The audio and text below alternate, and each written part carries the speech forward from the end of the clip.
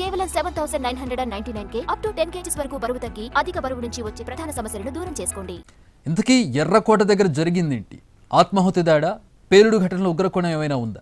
ఇవే విషయాలపై క్లారిటీ రావాల్సి ఉంది. అన్ని కోణాల్లోనూ అధికారులు ఆరా తీస్తున్నారు. ప్రధాని మోదీ, కేంద్ర హోంమంత్రి అమిత్ షా ఎప్పుడెప్పుడు పర్యవేక్షిస్తున్నారు. అయితే ఇది ఆత్మాహుతి దాడి అయి ఉండొచ్చనే కోణంలోనూ పోలీసులు అనుమానం వ్యక్తం చేస్తున్నారు. ఢిల్లీ పేలుడు ఘటనపై పోలీసులు దర్యాప్తును ముమ్మరం చేశారు. నిన్న సాయంత్రం 6:52 సమయంలో ఎర్రకోట సమీపంలో పేలుడు జరిగింది. ఎర్రకోట సమీపంలోకి కారు నిదానంగా వచ్చింది. రెడ్ సిగ్నల్ పడడంతో దాదాపుగా ఆగింది. అయితే కారు ఇంకా పూర్తిగా ఆగకుండానే ఒక్కసారిగా పేలుడు జరిగిందని ఢిల్లీ పోలీసులు చెబుతున్నారు. अभी कुछ नहीं है. अभी I am just going to the site. You people are in between. I don't have any idea. Sir कितने इंजरी का नहीं. अरे भाई हम नहीं सर क्या हुआ? आज क्या हुआ सर? व्हाट एक मिनट प्लीज. थोड़ा स्पीड ఇక ఈ కేసులో పలు అనుమానాలు వినిపిస్తూ ఉండడంతో ఎన్ఐఏ, ఎన్ఎస్జీ బృందాలు రంగంలోకి దిగాయి. బాంబ్ స్క్వాడ్ బృందాలు కూడా ఘటనా స్థలాన్ని జల్లెడపట్టాయి.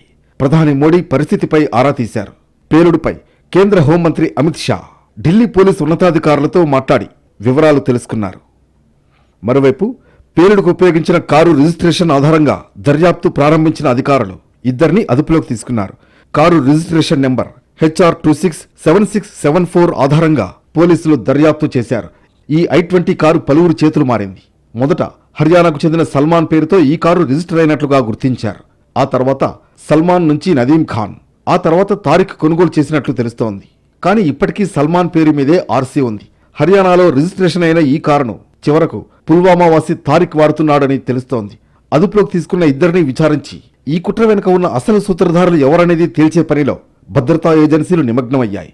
హ్యుందాయ్ I-20 కారులో ఈ పేలుడు జరిగినట్లుగా గుర్తించామని పోలీసులు చెబుతున్నారు. ఘటనా సమయంలో కారులో ముగ్గురు ఉన్నారు. అయితే గాయపడిన వారి శరీరంలో ఎలాంటి పెల్లెట్ గుర్తించలేదని స్పష్టం చేశారు. బాంబు పేలుడులో ఇది అసాధారణమని పోలీసు అధికారులు అంటున్నారు. దీనికి సంబంధించి అన్ని కోణాల్లో దర్యాప్తు చేస్తున్నట్లు చెప్పారు. గాయపడిన వారి శరీరాల్లో ఎలాంటి పెల్లెట్లు లేకపోవడం ఆశ్చర్యం కలిగిస్తోంది. మొత్తంగా దేశ భద్రతకు సవాల్ విసిరిన ఈ పేలుడు ఘటన ఢిల్లీలో తీవ్ర భయాందోళనలు సృష్టించింది. ఢిల్లీ బాంబ్ బ్లాస్ట్తో దేశం మొత్తం నిఘా నీడలోకి వెళ్లిపోయింది. దేశవ్యాప్తంగా దేశ భద్రతా బలగాలు, పోలీసులు అలర్ట్ అయ్యారు. ఎక్కడికక్కడ తనిఖీలు, నాకాబందీ నిర్వహించారు. అనుమానం వచ్చిన వారిని పట్టుకుని ప్రశ్నించారు. పూర్తి వివరాలు చెక్ చేసి తనిఖీ చేశాకే వదిలేశారు. ఢిల్లీ ఎర్రకోట ఘటనతో బలగాలు అలర్ట్ అయ్యాయి. కారులో పేలుడు సంభవించింది. హైగ్రేడ్ ఎక్స్ప్లోజివ్తో పేలుడు సంభవించినట్లు దర్యాప్తు బృందాలు అనుమానిస్తున్నాయి. బ్లాస్ట్తో ఢిల్లీ సహా సరిహద్దు ప్రాంతాల్లో సెక్యూరిటీ టైట్ చేశారు. పలు నగరాల్లో హై అలర్ట్ ప్రకటించారు. హర్యానాలోని ఫరీదాబాద్లో నిన్న ఉదయం భారీగా పేలుడు సామాగ్రి పట్టుబడడం, సాయంత్రమే ఢిల్లీలోని ఎర్రకోట సమీపంలోని కారులో భారీ పేలుడు ఘటనతో పోలీసులు భద్రతను మరింత కట్టుదిట్టం చేశారు. ఢిల్లీ, హర్యానా, యూపీలను కలిపే అన్ని సరిహద్దు పాయింట్ల దగ్గర నిఘాను పెంచారు. రైల్వే స్టేషన్లు, మెట్రో స్టేషన్లు సహా సున్నితమైన ప్రాంతాల్లో సెక్యూరిటీని పెంచారు. స్పెషల్ సెల్, క్రైమ్ బ్రాంచ్ సహా అన్ని విభాగాలను అప్రమత్తం చేసినట్లు అధికారులు తెలిపారు. ఢిల్లీ, హర్యానా సరిహద్దు సమీపంలో వాహనాలు, లాడ్జీలను తనిఖీ చేశారు. ముఖ్యంగా సింఘు, టిక్రీ, బదర్పూర్ సరిహద్దుల దగ్గర అదనపు పికెట్లను ఏర్పాటు చేశారు. ఢిల్లీ సహా ముంబై, హైదరాబాద్, కోల్కతా, బెంగళూరు లాంటి నగరాలకు కేంద్ర హోంశాఖ హై అలర్ట్ జారీ చేసింది. ఢిల్లీ ఘటన తర్వాత రాష్ట్రాలు కూడా అప్రమత్తమయ్యాయి. బీహార్లో పోలీసులు ముమ్మరంగా తనిఖీలు చేస్తున్నారు. అలాగే చండీగఢ్లో భద్రతను కట్టుదిట్టం చేశారు. పోలీసులు హై అలర్ట్ జారీ చేశారు. కేరళ డీజీపీ ఆజాద్ చంద్రశేఖర్ రాష్ట్ర వ్యాప్తంగా భద్రతను పటిష్టం చేయాలని పోలీసులను ఆదేశించారు. ఉత్తరప్రదేశ్ ముఖ్యమంత్రి యోగి ఆదిత్యనాథ్ పోలీసులను హై అలర్ట్లో ఉండాలని, ముమ్మర తనిఖీలు చేయాలని ఆదేశాలిచ్చారు.